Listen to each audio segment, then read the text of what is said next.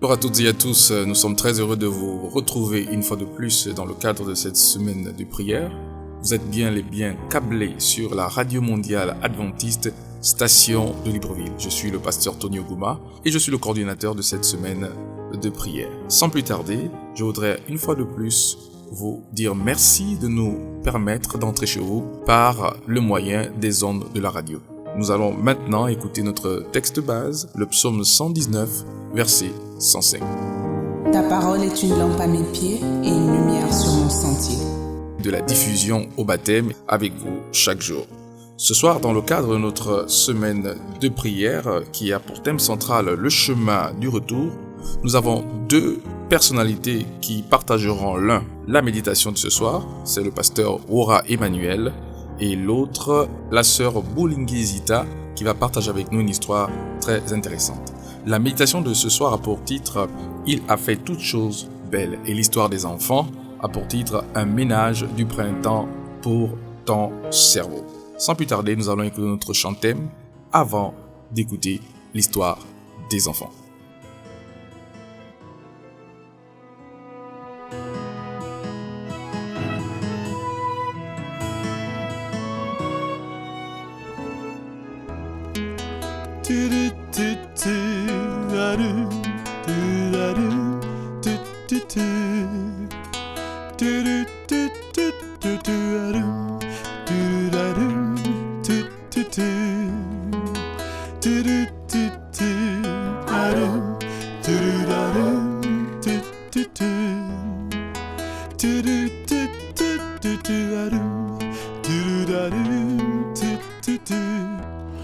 Oui, je m'en irai un jour, loin de ce monde de souffrance. Un jour, un jour.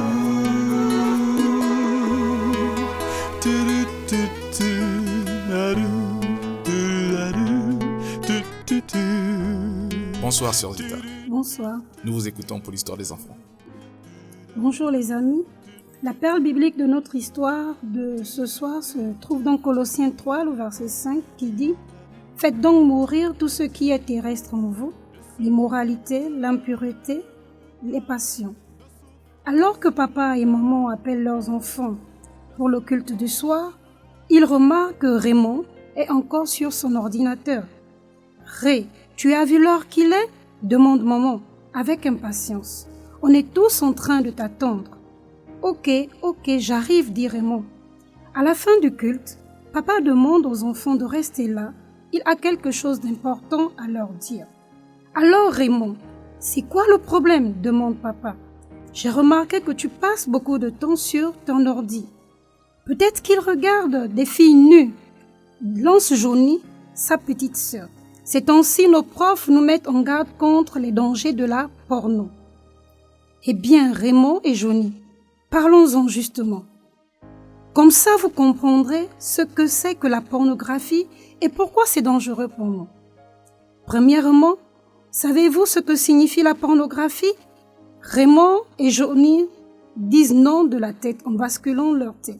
La pornographie, ce sont des photos, des films qui montrent des personnes peu ou pas du tout vêtues. Ces photos et ces films montrent des gens faisant des choses qui ne devaient être faites qu'en privé.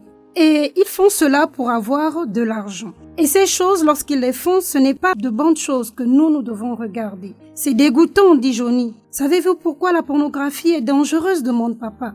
Non, parce que ce qu'elle montre n'est pas du tout vrai. Ce n'est pas le vrai amour, ce n'est pas la vraie intimité. Elle traite les hommes et les femmes comme des objets. Quand on prend l'habitude de regarder de telles images, on en devient dépendant comme une drogue. Je ne le savais pas, dit Raymond à papa. Je pensais que c'était des photos ou des films comme n'importe lesquels. Les enfants, dit papa. Paul nous conseille dans Philippiens 4, 8 de penser aux choses qui sont bonnes, pures, vraies et respectables, leur rappelle papa. Mais le diable pousse tout le monde, même les enfants, à regarder des choses impures. Raymond de dire à son papa, « S'il te plaît, papa, prie pour nous, afin que nous puissions nous détourner de ces images impures. »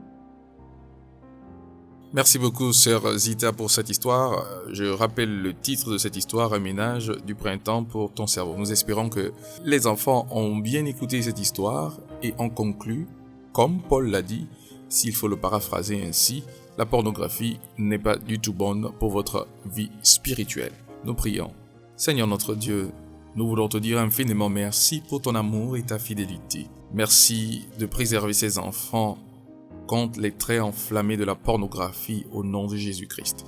S'il y en a qui sont esclaves, accorde-leur la délivrance maintenant au nom de Jésus-Christ. Nous voulons prier maintenant pour la méditation de ce soir. Parle à nos cœurs au nom de Jésus-Christ. Amen. La méditation de ce soir nous est présentée par le pasteur Wora Emmanuel et le titre de cette méditation est « Il a fait toutes choses belles, sexualité et mode de vie chrétienne ». Pasteur Wora, bonsoir, nous vous écoutons. Ta parole est une lampe à mes pieds et une lumière sur mon sentier. Monica, une jeune fille, a été élevée dans un foyer chrétien adventiste du 7e jour. Du coup, le mode de vie chrétien lui est tout à fait naturel. Un jour, elle rencontre Marc, un jeune homme, un camarade de classe dans un lycée adventiste. Monica et Marc passent du temps ensemble et souvent seuls. Et une chose entraînant une autre, ils se retrouvent finalement dans une relation sexuelle intime et consensuelle. Monica n'est pas sûre de la façon dont l'acte s'est passé, mais c'est quand même arrivé. Sachant ce que dit la Bible, la parole de Dieu à propos des relations sexuelles en dehors du mariage, Monica tente souvent et désespérément de faire taire sa conscience qui la reproche. Marc et Monica ne sont pas un cas isolé. Selon le Centre national des statistiques sur la santé aux États-Unis d'Amérique, 88,8% des femmes âgées de 15 à 44 ans et 89,9% des hommes âgés de 20 ans à 44 ans ont déclaré avoir eu des rapports sexuels avant le mariage. L'âge moyen de la première expérience sexuelle étant de 17,3 ans chez les femmes et 17 ans chez les hommes. De toute évidence, les relations sexuelles avant le mariage ne sont qu'une des nombreuses interdictions des Saintes Écritures en matière de sexualité. Néanmoins, plusieurs personnes se demandent comment une chose peut être mauvaise quand elle semble si bonne. Quel est le lien entre la sexualité et le mode de vie chrétien? Voilà des questions importantes et pertinentes que nous allons essayer de voir dans notre entretien ayant pour titre « Dieu fait toutes choses belles ». Chers amis, en matière de rôle et de relations saines, la Bible, dans laquelle les références au sexe et à la sexualité abondent, nous sert de guide. Le Pentateuque, ces 5 premiers livres de la Bible, règlent l'activité sexuelle et établissent les rôles sexuels. La littérature prophétique des Saintes Écritures utilise des métaphores, des images sexuelles dans son annonce du jugement sur l'infidélité à l'alliance de Dieu. La littérature sapientiale distingue la conduite sexuelle sage de la folle et utilise l'imagerie sexuelle pour caractériser la sagesse. Quant aux évangiles, ils se servent des paroles de Jésus-Christ ainsi que ses actes pour façonner la conduite et les dispositions sexuelles de ses disciples. Les épîtres traite de questions concrètes de conduite sexuelle. Enfin, le livre de l'Apocalypse, le dernier livre de la Bible, contient une imagerie et une instruction sexuelle. Ayant de telles références inspirées à portée de la main, nous faisons bien d'étudier leur enseignement, de tenir compte de leur avertissement et de réclamer leur bénédiction. Bien sûr, la bénédiction de Dieu. Au commencement, Dieu créa les autres, les êtres humains. Au commencement, Dieu créa les êtres humains avec des identités sexuelles distinctes. Il est écrit, il créa l'homme et la femme. Genèse, chapitre 1, le verset 27. Rappelons-nous qu'Adam fut créé à partir de la poussière de la terre et Ève à partir de la côte d'Adam, révélant ainsi la proximité que le couple devait partager. Il est écrit, « Voici cette fois celle qui est os de mes os et chair de ma chair, s'exclama Adam. On l'appellera Isha, femme, parce qu'elle a été prise de l'homme. C'est pourquoi l'homme quittera son père et sa mère et s'attachera à sa femme, et ils deviendront une seule chair. L'homme et sa femme étaient tous deux nus, et ils n'en avaient point honte. Genèse, chapitre 2, le verset 23 au verset 25.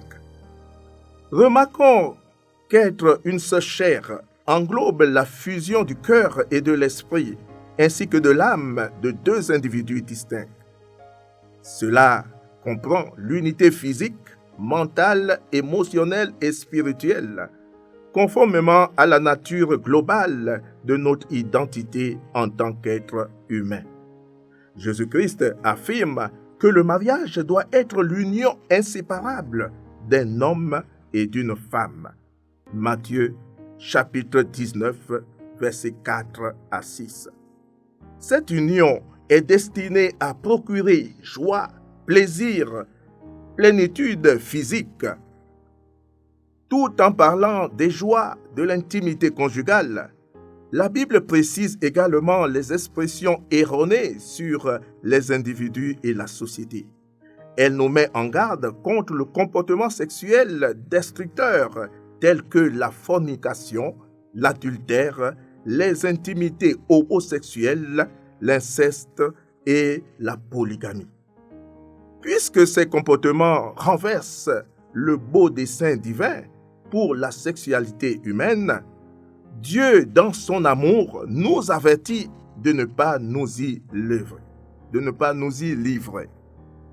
Nous lisons dans 1 Thessaloniciens, le chapitre 4, le verset 3 à 5, ainsi que Romains, le chapitre 1, verset 26 à 27, et aussi 1 Corinthiens, le chapitre 6, verset 9 à 11.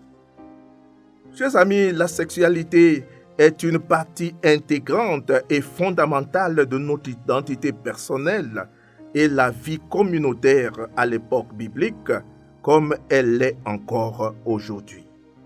Le sens de notre identité est fondamental quant à notre façon de nous comporter avec les autres et avec le monde qui nous entoure.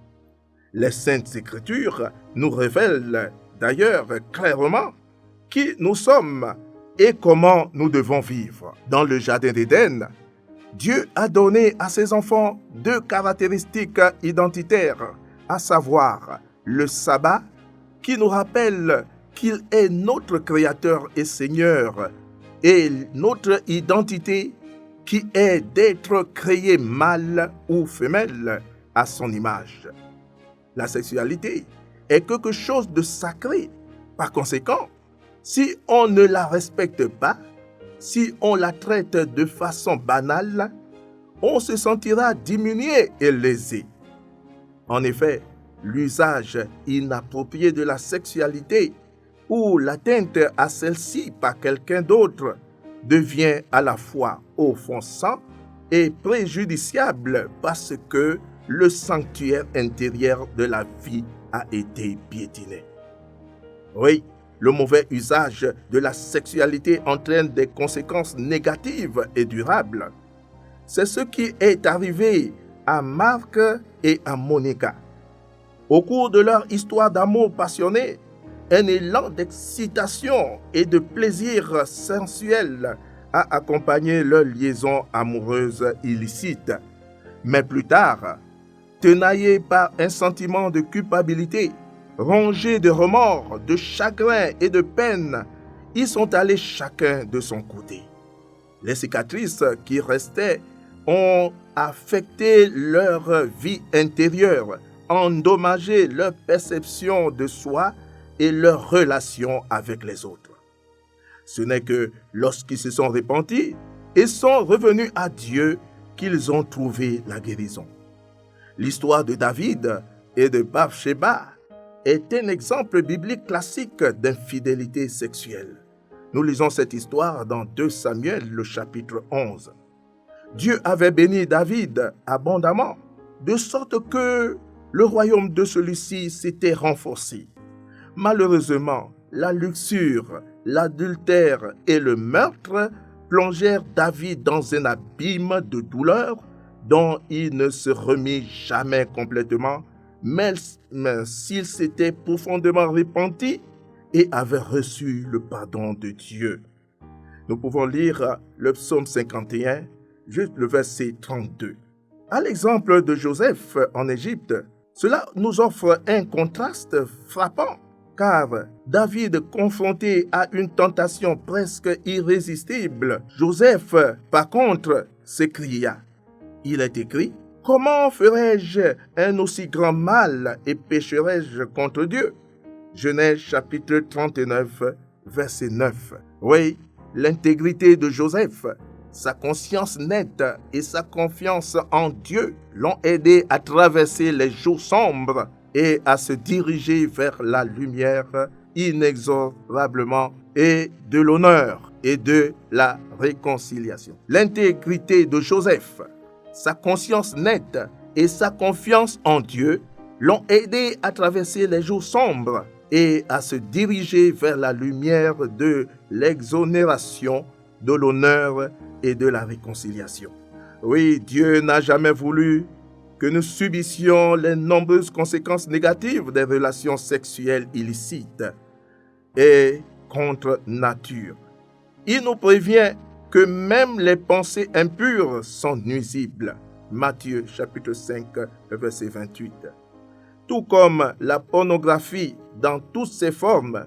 Psaume, le chapitre 101, le verset 3. L'apôtre Saint Paul nous conseille en ces termes. Fuyez l'impudicité, quelque autre qu'un homme commette comme péché. Ce péché est hors du corps. Mais celui qui se livre à l'impudicité pêche contre son propre corps. 1 Corinthiens, le chapitre 6, verset 18. C'est pourquoi Dieu, dans son amour et sa sollicitude pour nous, nous a indiqué la meilleure façon de vivre et nous a donné des instructions claires à l'égard de ce domaine, lequel est le plus intime et le plus privé de notre vie. Chers amis, en suivant le plan de Dieu, nous deviendrons réceptifs à tous les délices qu'il aspire tant à nous offrir. Pour ceux qui sont mariés, cela inclut les joies de l'intimité sexuelle. Mais que nous soyons célibataires ou mariés, nous obtenons la satisfaction et la sécurité de savoir que nous sommes créés à l'image de Dieu et que le Créateur a un plan merveilleux et satisfaisant pour notre vie et qu'il comblera nos désirs les plus profonds. Que Dieu nous bénisse. Nous voulons remercier le pasteur Ouara Emmanuel pour la méditation de ce soir qui avait pour titre « Il a fait toutes choses belles ». Hier, nous avons écouté une méditation intéressante, des rencontres qui transforment la vie. Et demain, dans le cadre de notre dernière présentation, nous aurons un autre thème ou sous-thème qui a pour titre « Vivre pour Jésus, notre meilleur ami ». J'espère que par la grâce de Dieu, le Seigneur parle à nos cœurs depuis le début de cette semaine de prière et que, pour la gloire de son nom, nos vies sont de plus en plus transformées à son image et à sa ressemblance. Nous voulons remercier le pasteur Aura pour la méditation de ce soir. Nous voulons remercier la sœur Zita pour l'histoire des enfants de ce soir. Que le Seigneur vous bénisse et qu'il vous garde. Nous prions avec le pasteur Aura. Prions. Éternel, notre Dieu, notre tendre Père, merci de nous avoir créés à ton image. Merci de ce que tu nous as donné de vivre ce plaisir sexuel, mais tu nous demandes de vivre cela dans le mariage. Nous prions de pardonner nos péchés dans ce sens et nous prions, Seigneur, que tu nous assistes afin que notre vie soit conforme à ta parole, afin que tu nous bénisses. Merci de bénir tous les couples. Merci de bénir tous ceux qui ont le désir de se marier. Seigneur, merci pour toutes choses. Et à toi la gloire, maintenant et à jamais, au nom de Jésus-Christ. Amen.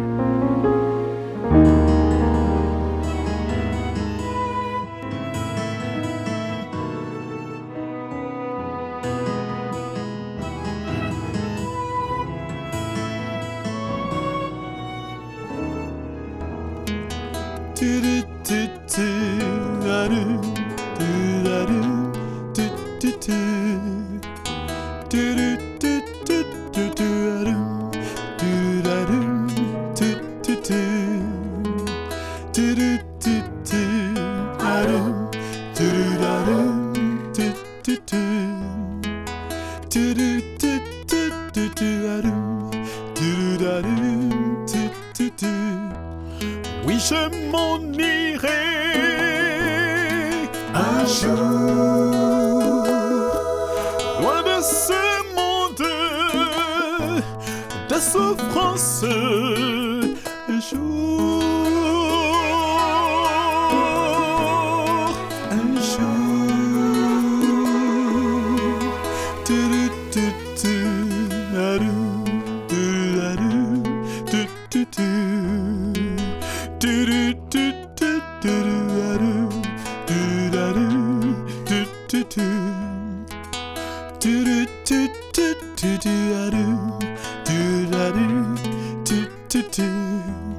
de ce monde plein de souffrance,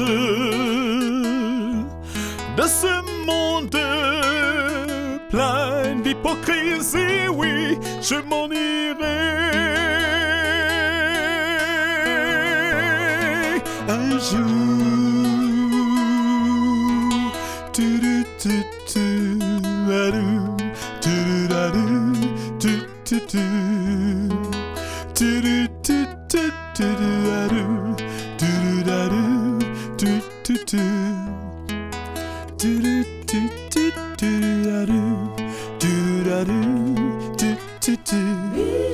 Oui, je m'en irai loin de ce monde de pleurs. Oui, je m'en irai loin de ce monde de haine. Oui, je m'en irai loin de ce monde de pleurs. Oui, je m'en irai un jour.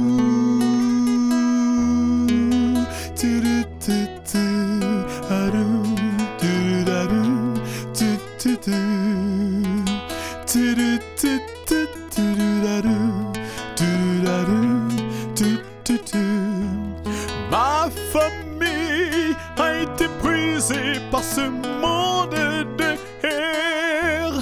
Ma joie a été brisée par ce monde de peur. Mon amour a été brisé par ce monde de haine. Oui, je m'en irai un jour.